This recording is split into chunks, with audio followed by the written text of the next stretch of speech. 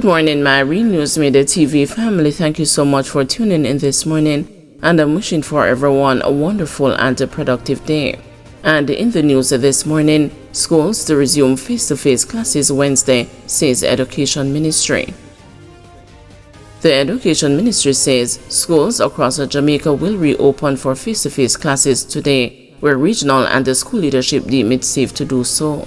The decision allows consultations with the Meteorological Service of Jamaica and the Office of Disaster Preparedness and Emergency Management on the ongoing weather conditions associated with Tropical Storm Rafael, a statement said Tuesday evening.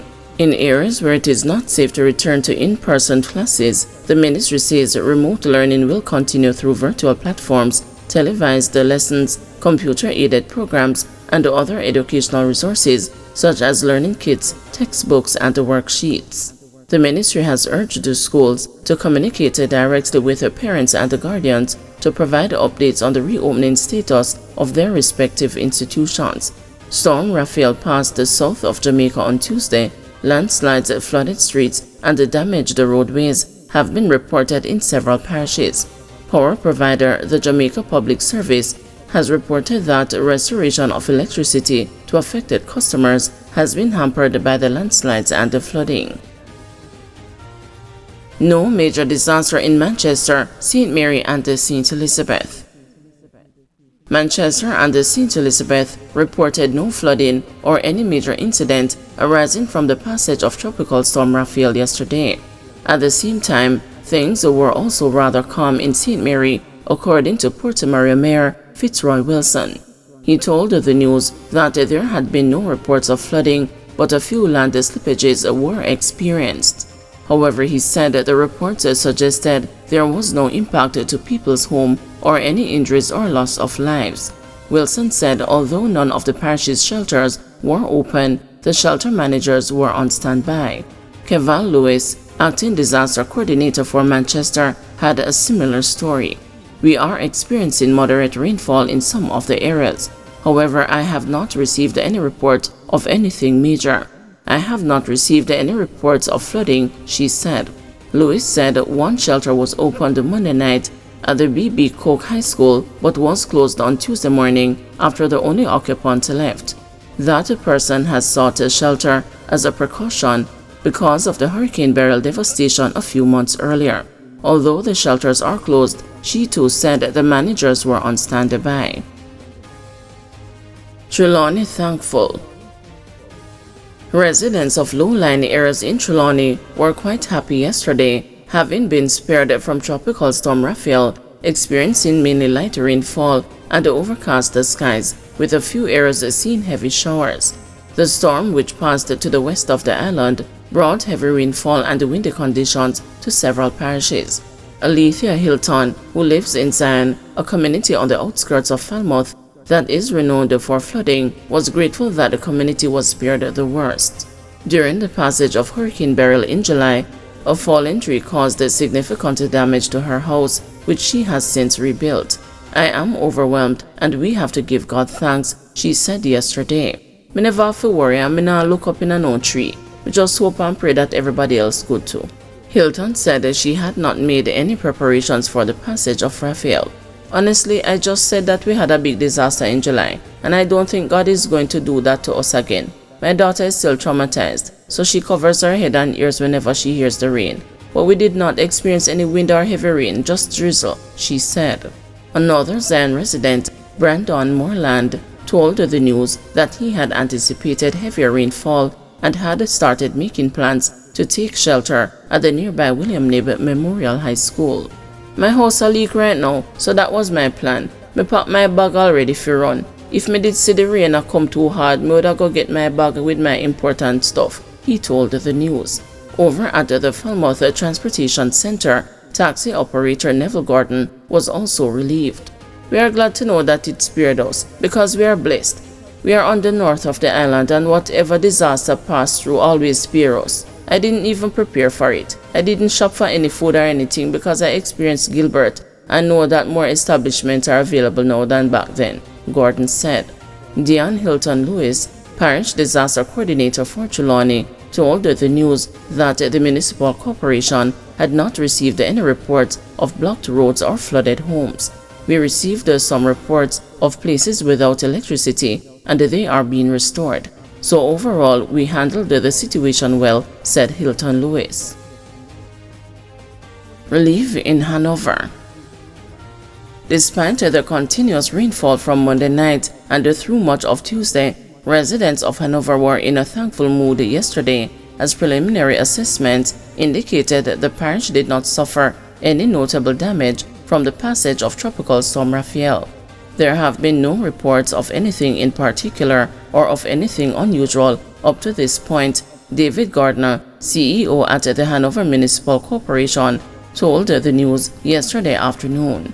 Gardner said that despite the absence of any calamity, personnel from the Office of Disaster Preparedness and Emergency Management were still working and coordinating response activities. Fortunately, there are no reports of flooding or landslide at this time.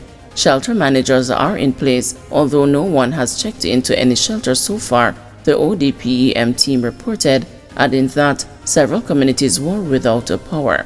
Lucy Mayor Sheridan Samuels also said there were no major hits, albeit expressing concerns about the bamboos blocking the flow of the Raleigh River at the two bridges, a situation which has sparked flooding in the past. After the passing of the last hurricane, we cleaned the passage under the Raleigh Bridge, but some more bamboos have washed down to block the water flow under that bridge again, said Samuels. We have been asking the National Works Agency to get it cleared, and they have been promising to do so. Under the Key Bridge is disastrous. It is like an island made from bamboo that has been formed there. The NWA is aware of it, as we at the HMC have drawn it to their attention, added Samuels. Heavy rain and the flooding delay JPS power restoration after Storm Rafael. The Jamaica Public Service says power restoration efforts following Tropical Storm Rafael are being delayed by heavy rains and the flooding across parts of the island. JPS is the country's main electricity provider. Consistent with the projections of the Meteorological Service, we have been seeing persistent rainfall resulting in flooding and landslides in several communities.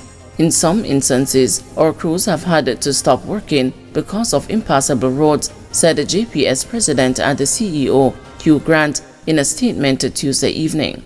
Grant noted that the JPS teams were strategically deployed before the storm to ensure a safe and swift response, but ongoing conditions are affecting progress. Projections from the Met Office are that rain will continue in sections of the island throughout the night and into tomorrow, which could cause further outages and delay restoration. However, we committed to working as long as it is safe to do so. We ask our customers for patience and understanding, he added. JPS is also urging the public to exercise caution, avoid falling poles and power lines, and report hazards via the MyJPS mobile app, social media channels at MyJPS online, or by calling 888-225-5577. This is the first major test of JPS's systems since the significant public and government backlash it faced over its response to the effects of Hurricane Beryl in July.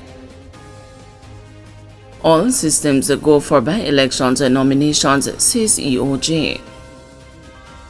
Nomination day activities for candidates being fielded for the 2 parliamentary by-elections and the 2 municipal by-elections will take place as planned today, as the country emerges from 2 days of rainfall brought on by Tropical Storm Rafael. Director of Elections Glasspool Brown, speaking with the news on Tuesday evening as the weather system receded, said none of the nomination centers had been affected. For now, it's all systems go. We have not had any adverse reports from the areas where any of the nomination centers are located, and so nominations will proceed. Everything remains as was said, Brown related. A tropical storm warning which had been in effect for the island was lifted on Tuesday, while a flash flood warning issued for southern parishes and a flash flood watch for northern parishes remain in effect until late evening. Tropical Storm Rafael is forecast to become a hurricane by Wednesday near Cuba, according to the weather authorities. On Monday, the EOJ in an early morning statement had indicated that it was prepared to receive nominations of candidates for the by-elections in St. Andrew Northwestern, Trelawney Southern, and the electoral divisions of Enon Town in Clarendon Northern and Amaranth in St. Thomas Eastern. Nominations for Enon Town and Amaranth will take place between the hours of 12 noon and 2 p.m. today at Claude McKay High School in James Hill, Clarendon, and the Methodist Church Hall at Queen Street, Amaranth respectively. Meanwhile, nominations for St. Andrew Northwestern and the Trelawney Southern will be accepted between 10 a.m. and 2 p.m. today at the Pembroke Hall Community Center, Hill Drive, and the office of the returning officer for Trelawney Southern, respectively.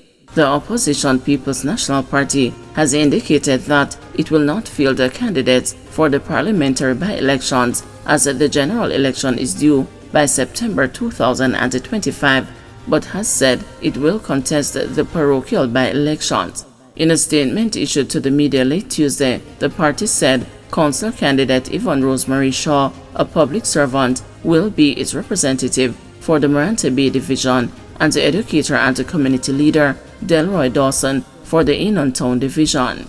The Jamaica Labour Party government has indicated that Marissa Dalrymple Philibert will return as a JLP representative for the Trelawney Southern seat, while Dwayne Smith, the son of former Member of Parliament for St. Andrew Northwestern, Derek Smith, will replace Dr. Nigel Clark as standard-bearer for the JLP in the constituency. Meanwhile, Winston Donny, Vice Principal of Paul Bogle High School, has been selected by the JLP as its representative for the Amaranth division, which has been without a councillor since the death of Rohan Bryan on May 1 this year. Marjorie McLeod McFarlane, the former JLP councillor for the Enon Town division, died on September 1, creating a vacancy there. It is unclear who will run on the party's ticket in that division. All 4 by-elections will be held on November 22.